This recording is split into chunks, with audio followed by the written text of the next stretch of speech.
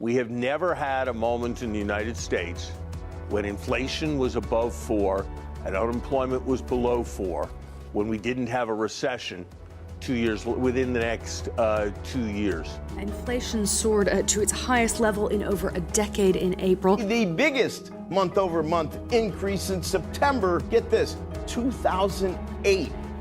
Only 12 out of the state's 70 million youth had a job as of December 2021. क्या एक बार फिर से recession आने वाला है?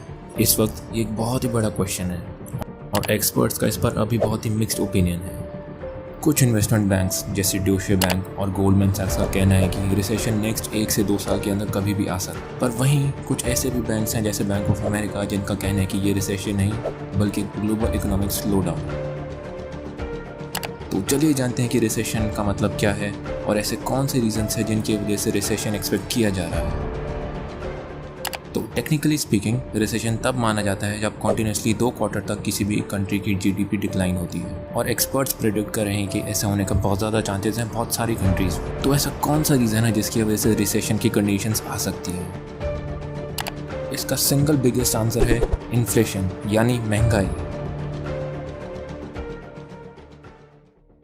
किसी भी इकोनॉमी के लिए एक स्लो राइज इन इन्फ्लेशन को हेल्दी माना जाता है क्योंकि इससे ना लोगों पे ना सरकार पे प्रेशर आता है, और प्रॉब्लम वहाँ आती है जब इस इन्फ्लेशन में एक शार्प राइज आता है। और ऐसा ही हो रहा है दुनिया के कई सारे देशों में और इसके कई सारे कारण हैं, जैसे कि सबसे पहला कोरोना वायरस, दूसरा global supply chain disruption, second Russia invasion of Ukraine और तीसरा excess printing of money by USA and other countries.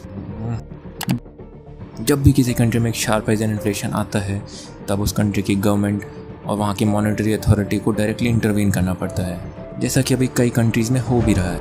Inflation को कंट्रोल करने के लिए इंटरेस्ट रेट्स हाइक किए जा रहे हैं, जिसकी वजह से लोगों की परचेजिंग पावर भी कम होती जा रही है और इसका डायरेक्ट इम्पैक्ट आता है डिमांड पे। जब डिमांड गिरती है तब हर चीज़ की प्रोडक्शन भी गिरती है और इसी का इमीडिएट इम्पैक्ट हमें दिखने लगता है as a fall in GDP, जिसकी वजह से रिसेशन वाली कंडीशंस बन सकती हैं। लेकिन क्या इसका मतलब ये है कि रिसेशन आएगा ही? इसका मतलब ऐसा बिल्कुल भी नहीं है। अगर government right steps at the right time ले तो ऐसे रिसेशन वाली कंडीशंस को हम अवॉइड कर सकती हैं।